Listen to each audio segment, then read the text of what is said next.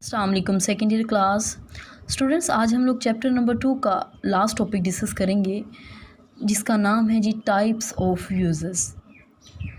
Students, हम लोग अपने इन चैप्टर्स में बेसिकली डेटाबेस का इंट्रोडक्शन डिस्कस कर रहे हैं। तो स्टूडेंट्स, आज हम लोग टाइप्स ऑफ यूजेस को देखेंगे according to the database point of view. तो students, we have the 3 types of users in database. First one is end user, second one is data administrator, third one is database administrator. End user, data administrator, database administrator. तो students, हम इनको one by one discuss करेंगे। हमारे पास सबसे पहला है जी end user. Students, हम लोग एंड यूज़र को यूज़र का नाम भी दे सकते हैं। तो ये हमारे पास बेसिकली कौन सा यूज़र होता है? End user is the person who directly interact with the database system. एक ऐसा पर्सन जो क्या करता है, डेटाबेस के साथ डायरेक्टली कम्युनिकेट जो करता है, उसको हम एंड यूज़र का नाम देते हैं, या सिंपली हम उसको यूज़र का नाम भी देते हैं। देखिए स्टूडेंट्स, ये एक ऐसा यूज़र होता है जिसको एक इंटरफेस प्रोवाइड किया जाता है डेटाबेस सिस्टम को यूज़ करने का। देखिए, अगर हम ये कहें कि हम लोग एंड यूज़र्स हैं, तो I think it would not be wrong. Students, क्यों रोंग नहीं होगा? क्योंकि बेसिकली एंड यूज़र्स वो लोग होते हैं जिनको सॉफ्टवेयर बना के दिया जाता है, जो कि सिर्फ उसको यूज़ करते हैं। फॉर एग्जांपल, हमारे पास डेटाबेस सिस्टम को जिन डेवलपर्स ने बनाया, उन्होंने यूज़र्स को प्रोवाइड किया, तो वो लोग जो उसको यूटिलाइज़ करते हैं, जो उसको यूज़ करते हैं, वो बेसिकली एंड यूज़र्स हैं। तो स्टूडेंट्स, ये जो एंड यूज़र्स हैं, इनके पास टेक्निकल नॉलेज का होना ज़रूरी नहीं है। हाँ, बेसिक नॉलेज ज़रूर होना चाहिए। इनको मतलब बेसिक इंट्रोडक्शन का पता हो कि हम इसको किस तरह से यूज़ कर सकते हैं, लेकिन टेक्निकल नॉलेज ज़रूरी नहीं है। टेक्निकल नॉलेज जो है वो बेसिकली डाटा एडमिनिस्ट्रेटर और डेटाबेस एडमिनिस्ट्रेटर के लिए लाजमी होता है। तो ये तो सिर्फ कम्युनिकेट करता है उस सिस्टम से, इसको तो बना बनाया मिल गया वो प्रोग्राम, वो सॉफ्टवेयर। तो हमारे पास एंड यूज़र के पास टेक्निकल नॉलेज का होना ज़रूरी नहीं है। इसके अलावा हमारे पास जो एंड यूज़र है, he don't write any type of program, he don't develop any type of software. ये ऐसा बंदा होता है जो कि सिर्फ यूज़ करता है, तो उसको ये ज़रूरत नहीं होती कि वो किसी सॉफ्टवेयर को बनाए या किसी प्रोग्राम को डेवलप करे। तो स्टूडेंट्स, ये हमारे पास एंड यूज़र है। अगेन बता रही हूँ स्टूडेंट्स, एक ऐसा इंसान जो क्या करता है, डेटाबेस से डायरेक्टली इंटरेक्ट करता है, is called end user. Next है जी हमारे पास डेटा एडमिनिस्ट्रेटर। तो स्टूडेंट्स, हमारे पास जो डेटा एडमिनिस्ट्रेटर है, नाम से ज़ाहिर हो रहा है, जो किसकी एडमिनिस्ट्रेशन करेगा? डाटा की। किसी भी ऑर्गेनाइजेशन में मौजूद डाटा को मैनेज करने वाला जो होगा, उसको कंट्रोल करने वाला जो होगा, वो बेसिकली डाटा एडमिनिस्ट्रेटर है।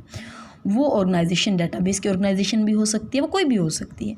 तो बेसिकली डाटा एडमिनिस्ट्रेटर जो है, he is the person who is responsible for entire data of organization.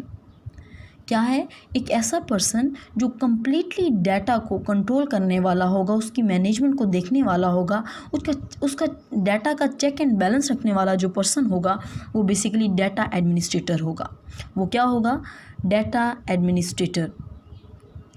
तो स्टूडेंट्स, ये हमारे पास क्या करता है, he establish data standards and supervises the data distribution in the organization. ये क्या करता है? डाटा स्टैंडर्ड्स को इंट्रोड्यूस करवाता है। ना सिर्फ डाटा स्टैंडर्ड्स को इंट्रोड्यूस करवाता है, बल्कि डाटा डिस्ट्रीब्यूशन किस तरह से करनी है एक ऑर्गेनाइजेशन में, ये भी इसका काम है। ना सिर्फ ये करता है, बल्कि ये यूज़र्स के साथ कम्युनिकेट भी करता है। ठीक है, यूज़र्स के साथ उन यूज़र्स को वो ट्रेनिंग भी दे सकता है। जब उसको रिक्वायर्ड होगा, वो यूज़र्स से कम्युनिकेट करेगा, वो मीटिंग को एस्टैब्लिश कर सकता है व्हेन इट इज़ रिक्वायर्ड। ठीक है, तो स्टूडेंट्स, ये हमारे पास डाटा एडमिनिस्ट्रेटर होता है। नेक्स्ट है हमारे पास जो है, जो कि बहुत इंपॉर्टेंट है, वो है जी डेटाबेस एडमिनिस्ट्रेटर। क्या है? Database administrator. DBA stands for database administrator. तो स्टूडेंट्स, हमारे पास डेटाबेस एडमिनिस्ट्रेटर जो है, ये एक ऐसा पर्सन होता है which is responsible for design, implementation and maintenance of software, maintenance of database.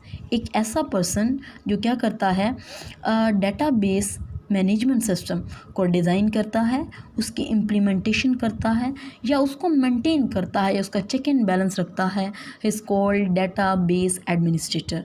इसकी बहुत सी रिस्पॉन्सिबिलिटीज़ हैं स्टूडेंट्स, याद रखिएगा। डेटाबेस एडमिनिस्ट्रेटर के पास टेक्निकल नॉलेज का होना बहुत ज़रूरी है, ना सिर्फ टेक्निकल नॉलेज बल्कि कम्युनिकेशन स्किल जो हैं वो बहुत ज़रूरी हैं। क्यों ज़रूरी हैं? बिकॉज़ ये भी हमारे पास यूज़र्स के साथ कम्युनिकेट कर सकता है अपने डेटाबेस मैनेजमेंट सिस्टम में मज़ीद इम्प्रूवमेंट्स लाने के लिए, उनका फ़ीडबैक लेने के लिए उनके साथ कम्युनिकेट कर सकता है। तो कम्युनिकेशन स्किल्स का बेस्ट होना बहुत ज़रूरी है। इसके अलावा ये क्या करता है स्टूडेंट्स, ये इंस्टॉलेशन ऑफ सॉफ्टवेयर करता है। डेटाबेस मैनेजमेंट सिस्टम या चूँकि हम लोग डेटाबेस मैनेजमेंट सिस्टम पढ़ रहे हैं, तो ये डेटाबेस मैनेजमेंट सिस्टम को इंस्टॉल करने की रिस्पॉन्सिबिलिटी जो है वो भी डेटाबेस एडमिनिस्ट्रेटर की होती है। इसके अलावा ये क्या करता है, अगर उस डेटाबेस सिस्टम में कोई प्रॉब्लम अकर हो जाती है तो उसको सॉल्यूशन प्रोवाइड करना, सॉल्यूशन ऑफ एनी प्रॉब्लम जो है वो प्रोवाइड करना, ये डेटाबेस एडमिनिस्ट्रेटर का काम है जबकि प्रॉब्लम अकर होगी। इसके अलावा हमारे पास जो डेटाबेस एडमिनिस्ट्रेटर है वो रेगुलर बैकअप भी रखता है, बिकॉज़ हमारे पास ओरिजिनल डाटा जो है वो लॉस हो सकता है, उसको कुछ भी हो सकता है, वो डैमेज हो सकता है। तो इसीलिए रेगुलर बैकअप रखना ये डेटाबेस एडमिनिस्ट्रेटर की रिस्पॉन्सिबिलिटी है। इसके अलावा असाइनिंग परमिशन, मतलब ये कि किस किस इंसान को, किस किस पर्सन को डेटाबेस की अथॉरिटी देनी है, एक्सेस प्रोवाइड करनी है, तो मतलब किन लोगों को डेटाबेस की परमिशन प्रोवाइड करनी है, तो ये परमिशन भी डेटाबेस एडमिनिस्ट्रेटर प्रोवाइड करता है। एक और छोटा सा टॉपिक है जी हमारे पास, data manipulation in database management system. तो स्टूडेंट, डाटा मैनिपुलेशन क्या है? मैनिपुलेशन का मतलब क्या है? सलीकामंदी, ठीक है।